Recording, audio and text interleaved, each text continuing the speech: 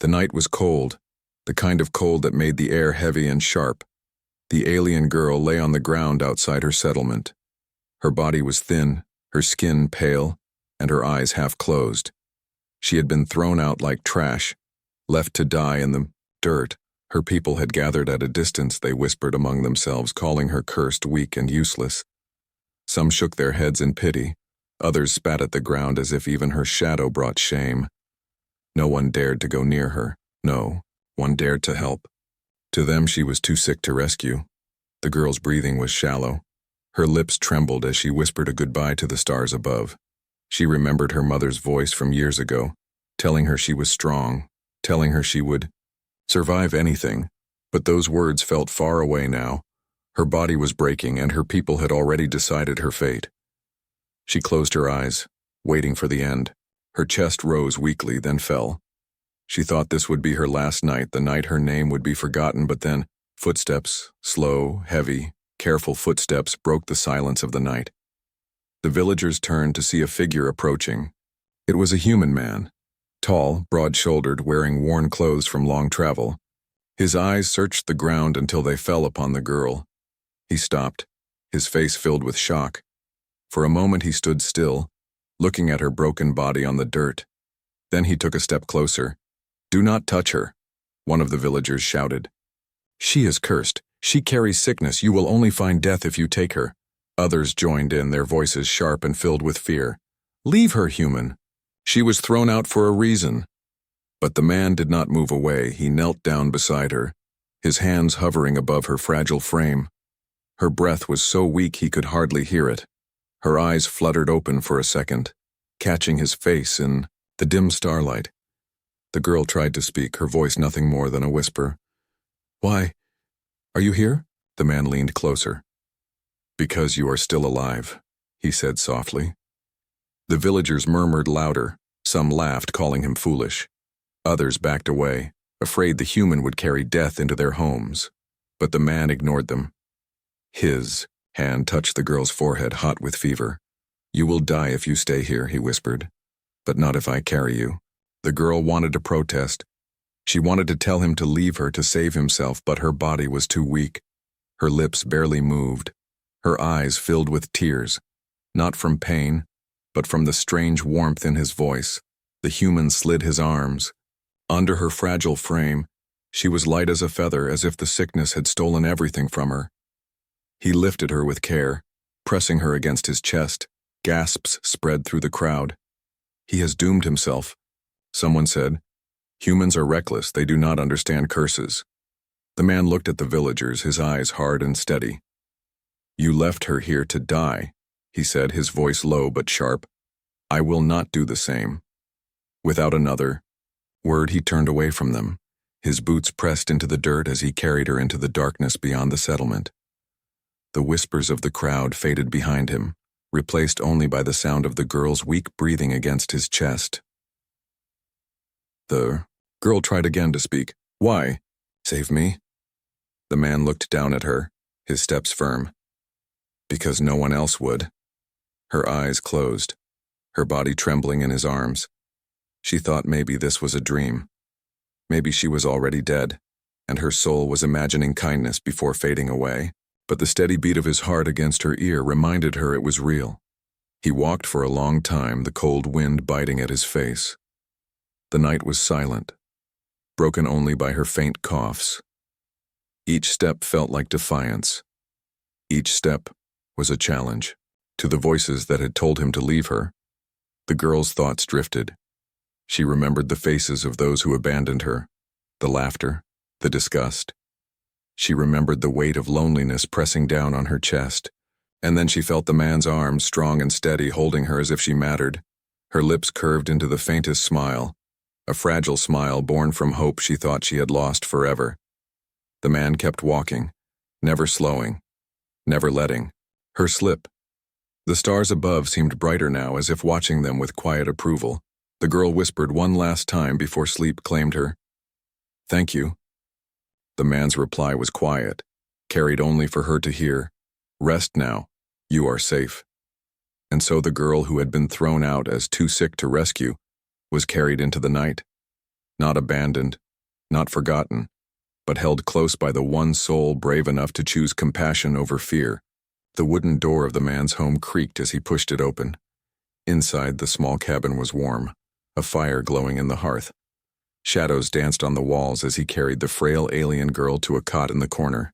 He set her down gently, her head sinking into the pillow. For a moment he just stood there looking at her. She looked so fragile, so close to the edge. Her breaths were shallow, her skin hot with fever. He pulled a blanket over her. Then he went to a shelf and took out a clay jar filled with water. Carefully he lifted her head and let a few drops fall between her lips. She coughed weakly, but swallowed. "You are safe here," he whispered, though he was not sure if she even heard him. Outside voices still echoed faintly. The villagers had followed him halfway, their warnings sharp, their laughter cruel. They called him reckless, a fool, a man too soft to live. But he ignored them. He knew what he had seen in her eyes when she looked at him on the ground. It was not only sickness, it was despair. The pain of being unwanted, abandoned, forgotten. That was something he could not walk away from. The man, whose name was Joran, lit a lantern and placed it near the cot. He searched through his small chest of supplies, finding herbs he had collected during his travels. He crushed the dried leaves, mixed them with warm water, and brought the cup to her lips. "Drink," he said softly. "It will help." Her eyes fluttered open for a second.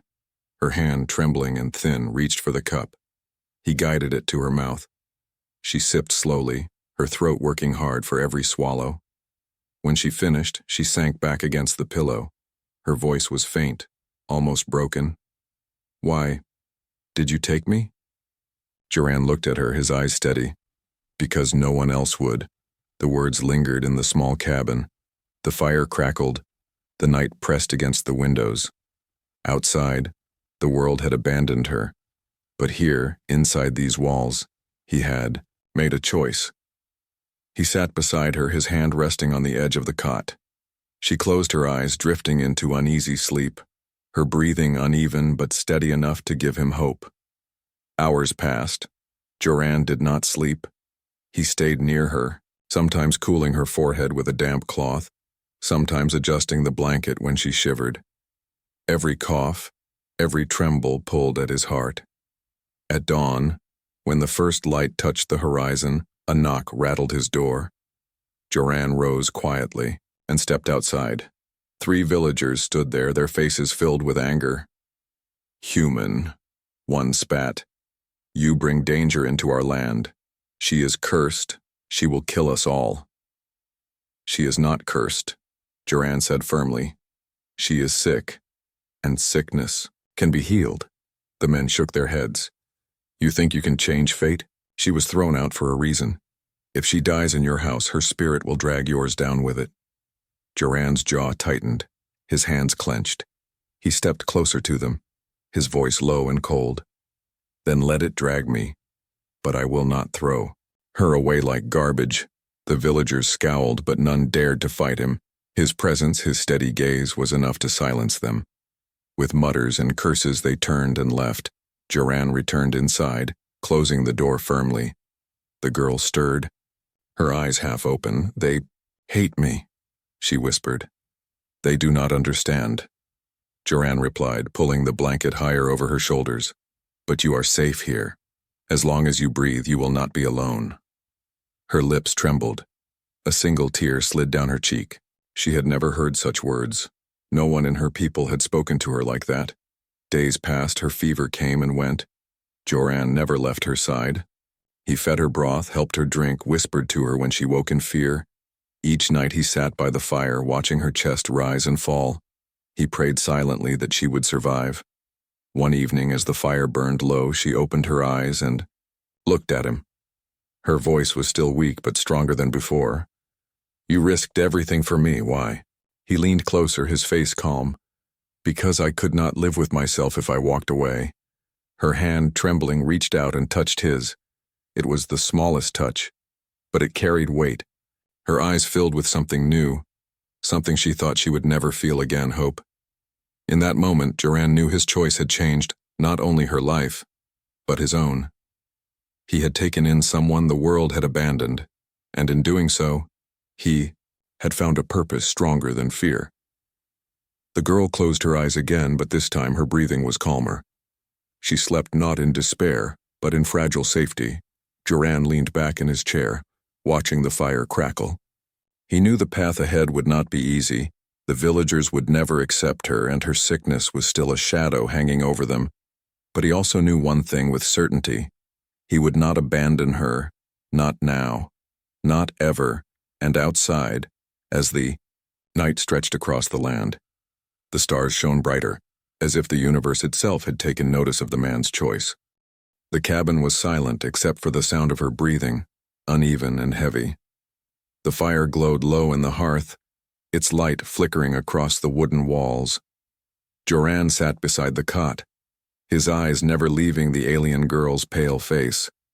Every breath she took sounded like a battle. Every cough shook her weak body. Sweat glistened on her skin. Her hands clutched the blanket as if holding on to life itself. Joran dipped a cloth in cool water and pressed it against her forehead. Her skin burned with fever. He whispered, "Stay. With me, you're stronger than this." But deep down he was afraid. He had fought storms, beasts, and even wars in his past. Yet nothing terrified him more than watching her fade before his eyes. Hours turned into days. Joran barely left her, sighed. He fed her spoonfuls of broth, though most spilled down her chin. He held her steady when her body shook with chills. He whispered encouragement when she cried in her sleep.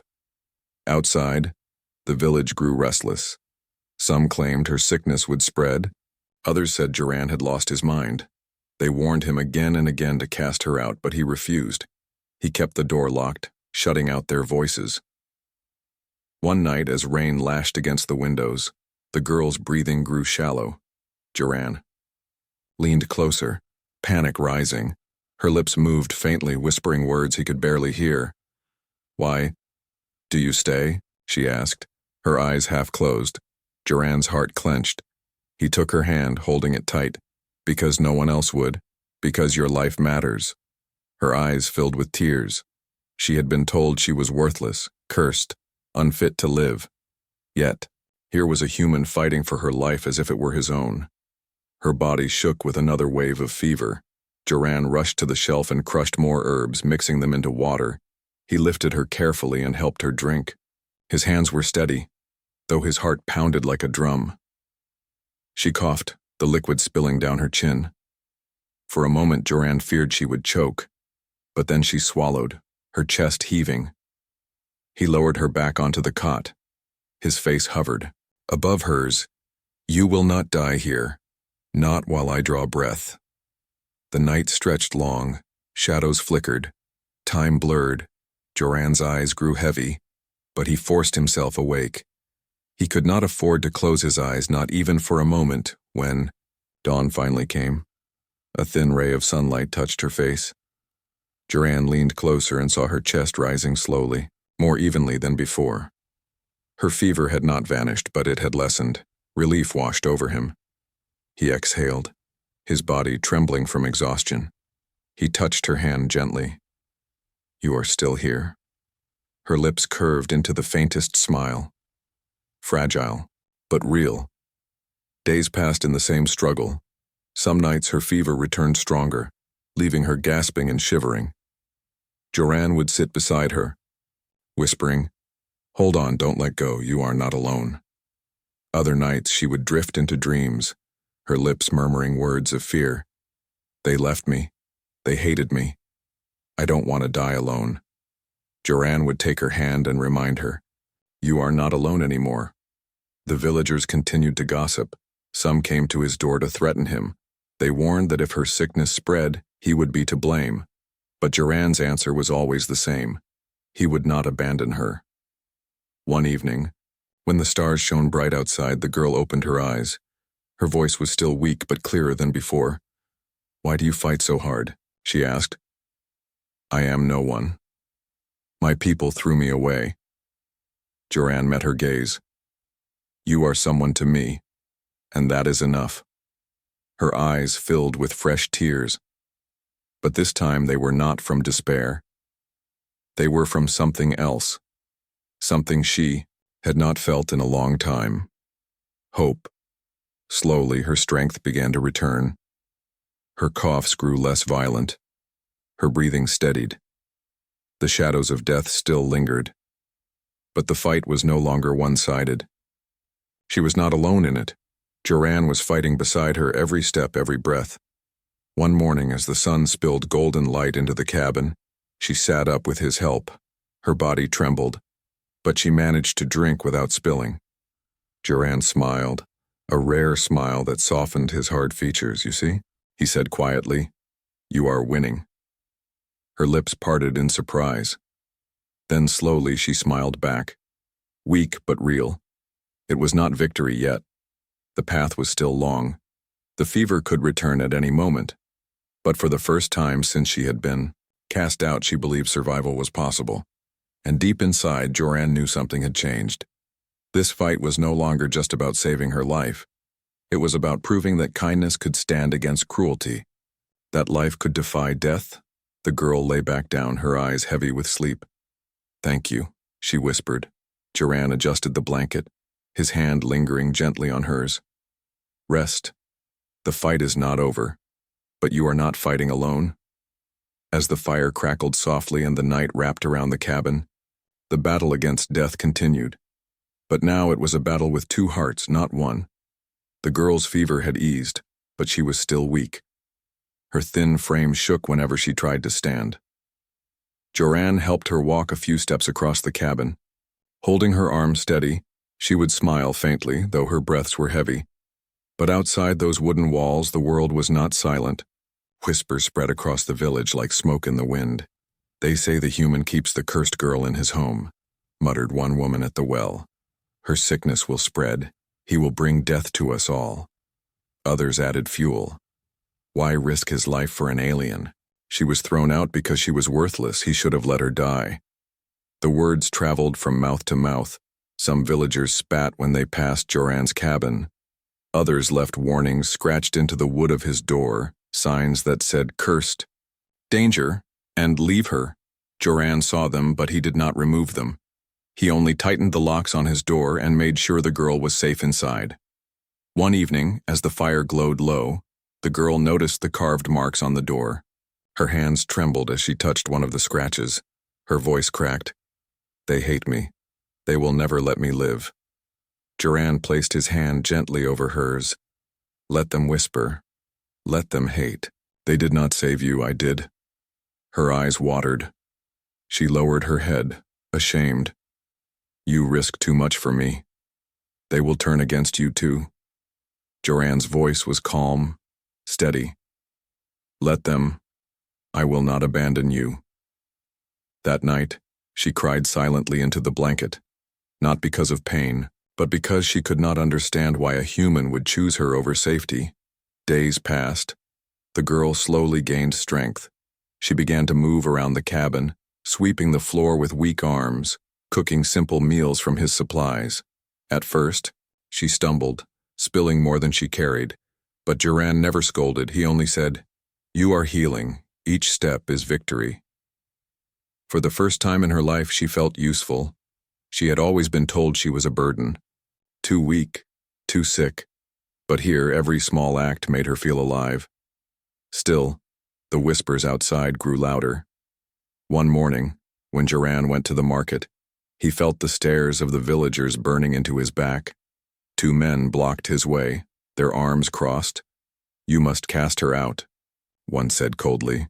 "She is cursed, she will destroy us." Joran's jaw tightened, his voice was low but firm. "She stays," the men scowled. "Then you will share her curse." Joran's eyes narrowed, his hand rested near the knife at his belt. "So be it," he replied. The men backed away, but their glares promised trouble. When he returned to the cabin, the girl noticed the tension in his face. "They want me gone," she whispered. "Don't they?" Joran nodded slightly.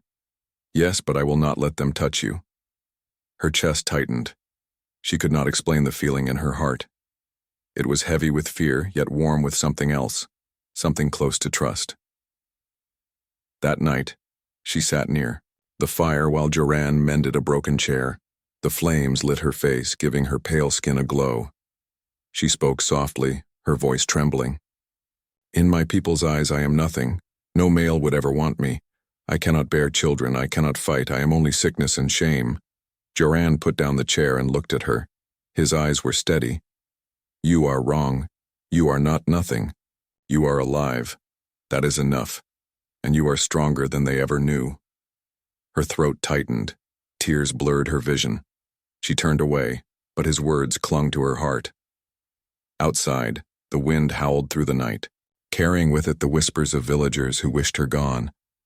But inside the cabin, a different story was being written. One of survival, of care, of a fragile bond growing stronger. The girl dreamed again of her people casting her out, of their cruel laughter. But when she woke, she found Joran beside her, watching over her, a cup of water in his hand.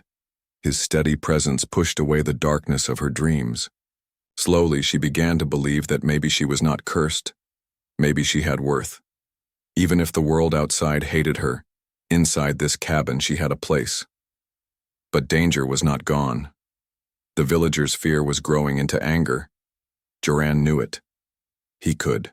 See it in their stares, hear it in their hushed voices. Soon whispers would turn to action. Still he did not waver. Each night, as he looked at the girl resting near the fire, he reminded himself of the choice he had made. He would stand between her and the world if he had to. And the girl, once left to die alone, now found herself whispering a silent prayer, not for strength, but for the human who had given her hope. She pressed a hand against her chest where her heart beat faint but steady. Please, she thought, don't let him pay too high a price for me. The cabin stood quiet in the night, but outside, the whispers grew louder, waiting for the moment to strike. The days grew warmer, and the snow around the village began to melt. Inside the small cabin, life was slowly returning to the alien girl. Her body was still thin, her steps still shaky, but her eyes no longer carried only despair. Every morning, Joran found her moving around the cabin, sweeping the floor or tending to the fire. Sometimes she cooked small meals with what little food they had. Her hands were unsteady, but her effort was real. You don't have to do this, Joran told her one day as she tried to chop vegetables with trembling fingers, her lips curved into the smallest smile. I want to. I don't want to just lie down anymore, I want to help. For the first time in her life, she felt useful. Each small act gave her a reason to keep breathing. But the truth was harsh. Food was running low, Joran's garden had not yet grown enough to feed them, and the villagers no longer traded with him freely. Many turned away when he came to the market. Others raised their prices so high it was impossible to buy. Whispers spread faster now. He wastes food on the cursed one, they said. Better to let her starve than to feed her. Joran ignored them, but their cruelty weighed heavy on him. Each night he sat by the fire staring at the empty shelves, wondering how long they could last. The girl noticed his silence. She watched him skip meals, pushing the last of the bread toward her. You eat, she whispered. You need strength. But Joran shook his head. You need it more. Her throat tightened. No one had ever given up food for her, not even her own people. She turned away so he would not see her tears. One night she broke down. Her voice cracked as she whispered in the dim firelight. No male of my kind would want me. They say I'm too weak to carry life. They said my body was worthless. Joran looked at her, his eyes steady. His voice was quiet but firm. Then let them be wrong. Her breath caught. She looked at him in shock. You don't understand. My people believe a female's worth is in her strength, in her ability to bear children. I have nothing. Joran leaned closer.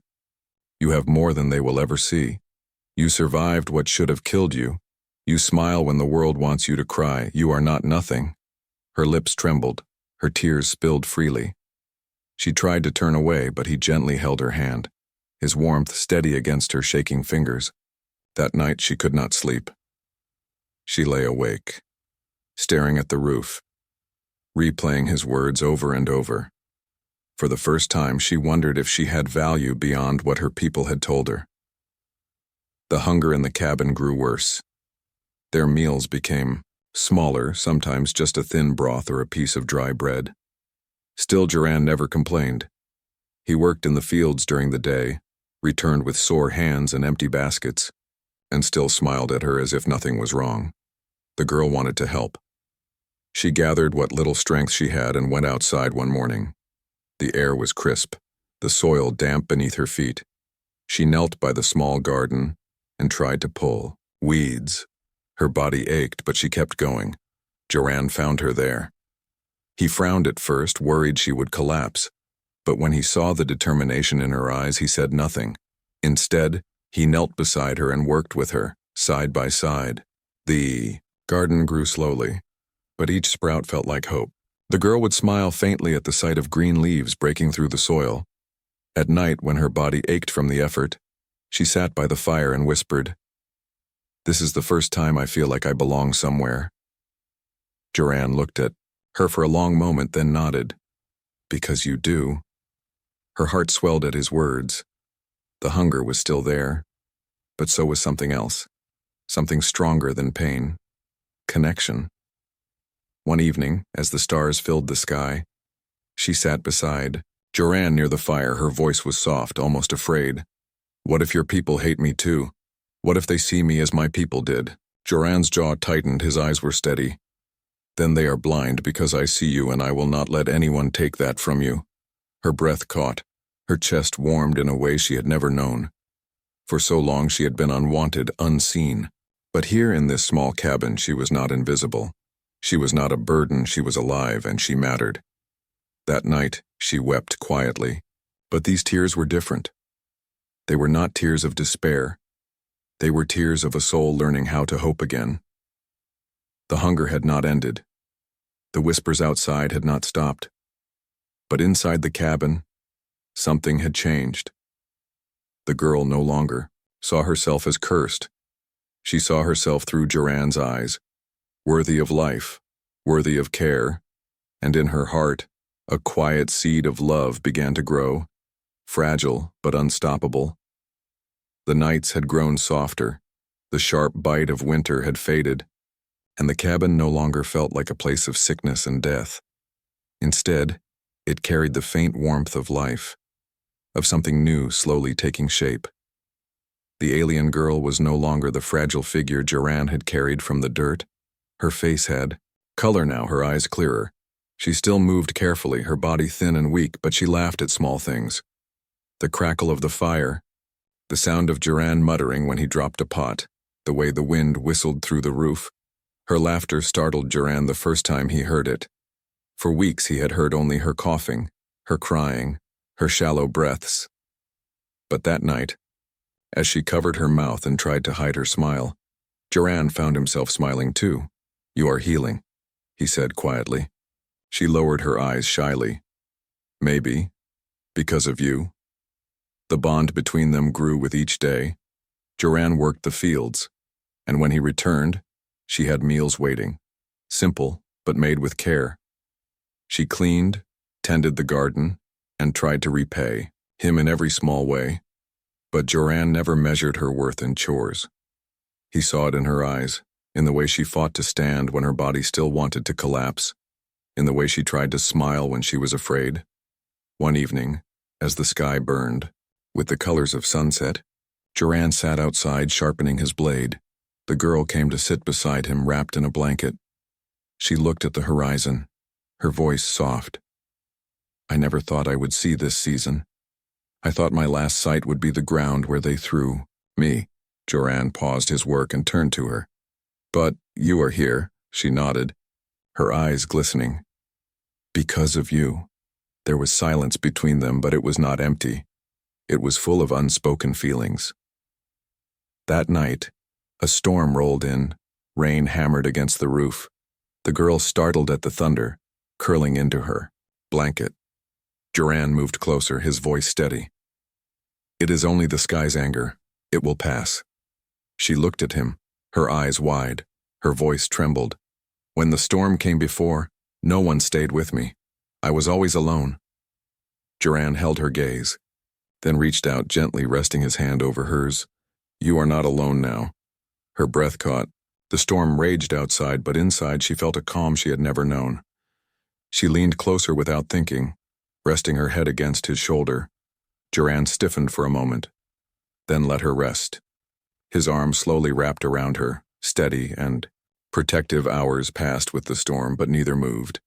The bond between them had crossed a silent line. The days that followed carried a different weight. They no longer spoke only of survival, but of small things. Her childhood, his travels, the foods they missed, the stars she once believed were gods. One afternoon she tried to carry water from the well. Her body shook with the effort.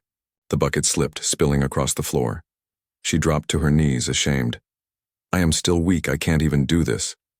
Duran came to her side, lifting the bucket with ease. He touched her chin, raising her eyes to his. Strength is not only in muscles, it is here, he said, placing his hand over her heart. Her tears spilled, not from shame, but from the strange, overwhelming warmth his words always gave her. She whispered, Why do you see me like this? Why do you treat me as if I am not broken? Duran's voice was steady. Because you are not broken. Her heart raced. She turned away, afraid he would see her face burning. That night, as they sat by the fire, she found herself staring at him. His broad shoulders, his scarred hands, his steady eyes. He was unlike anyone she had ever known. He had no reason to save her, yet he had chosen to. Her voice came out before she could stop it. What if I never get strong enough? What if I always need you? Duran looked at her, his face calm. Then I will always be here. She froze. Her breath caught. The fire crackled. Her heart thundered in her chest. She wanted to speak, to say what was growing inside her, but fear held her tongue. Instead, she reached out slowly, her fingers brushing his hand. Duran did not pull away. His hand turned, closing gently around hers. The touch was simple, but it was more than words could ever say. The bond between them deepened in that moment, not of healer and patient, not of savior and saved, but of two souls finding each other in the quiet of survival. The whispers outside the cabin still grew, darker. The villagers watched, their fear turning into anger, but inside neither Duran nor the girl cared, because here, in the flicker of firelight, they had found something rare: trust, safety, and the fragile beginnings of love. And as she drifted to sleep that night with her hand still in his, the girl whispered a single thought in her heart. I was thrown away as worthless, but with him, I am alive.